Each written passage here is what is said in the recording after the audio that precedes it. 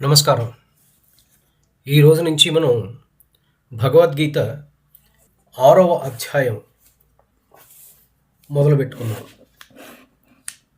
దీనిని ధ్యాన యోగమని, the yoga of meditation అని పెద్దలు చెప్తారు. మొదటి శ్లోకం, అనాశ్రిత కర్మఫలం కార్యం కర్మ కరోతి యః స సన్యాసి చ యోగీ చ న నిరగ్నిర్న చాక్రియః.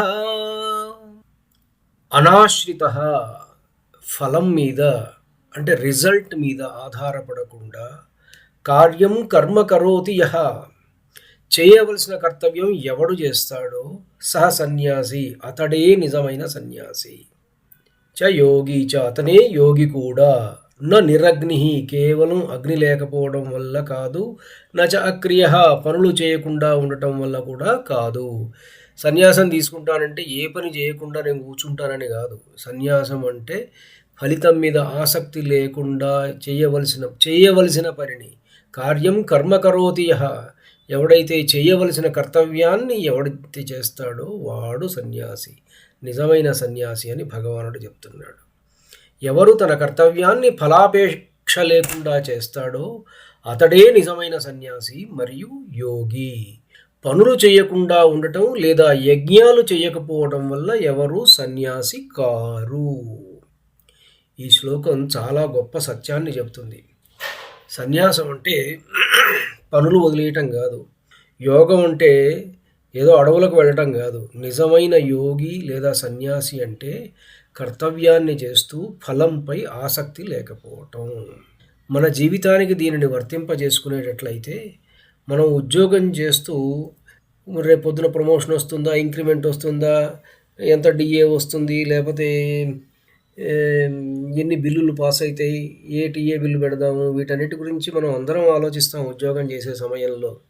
కానీ ఇవేవి ఆలోచించకుండా తన పని మాత్రమే చేసేవాడు ఎవడైనా ఒకడు మనకు కనపడితే ఇఫ్ వాడు సన్యాసి. వీటి గురించి ఆలోచన ఉండదు వాడికి. ప్రమోషన్ మీద ఆలోచన ఉండదు, ఇంక్రిమెంట్ మీద ఆలోచన ఉండదు, డిఏ మీద ఆలోచన ఉండదు. జస్ట్ డూ ఇట్, పని చెయ్యి అంతే. తను ఏదైతే పని చేయాలో ఆ పని మాత్రమే చేసి, అట్లాంటి వాడు ఎవడైనా కనపడితే అతడు సన్యాసి. కుటుంబంలో బాధ్యతలను మనం నిర్వర్తిస్తూ ఆశలు లేకుండా ఉండాలి. పిల్లలకు మనం చదువు చెప్పించడం అనేటువంటిది మన కర్తవ్యం. వాడు అమెరికా వెళ్తాడా, డాలర్లు పంపిస్తాడా, నాకు తిరిగి ఎంత పంపిస్తాడు, ఇక్కడ నేను ఎన్ని పొలాలు కొనాలి, ఇక్కడ ఎన్ని ఇళ్ళు కొనాలి, ఎన్ని జాగాలు కొనాలి, ఈ లెక్కలు వేసుకోవటం కాదు. పూర్వకాలం తల్లిదండ్రులు ఈ లెక్కలు వేసుకోకుండానే పిల్లలను పెంచారు. కానీ ఈరోజు తల్లిదండ్రులు లెక్కలు ఎక్కువైనాయి అని నా భావన. నేను చేశాను అనే అహంకారం లేకుండా కూడా మనిషికి ఉండాలి. ఒక రైతు విత్తనం వేస్తాడు, వర్షం వస్తుందో లేదో అతని చేతిలో లేదు. తన పని చేస్తే అతడు తన పని మాత్రం తను చేశాడు. He did his duty. విత్తనం నాటాడు, అంతవరకే. మిగిలినవి ఏవి అతని చేతిలో లేవు. ఇది అన్నమాట ఈ శ్లోకం యొక్క సారాంశము. ధన్యుణ్ణి. నమస్కారం. మీ ఊటుకూరు జానకి రామారావు.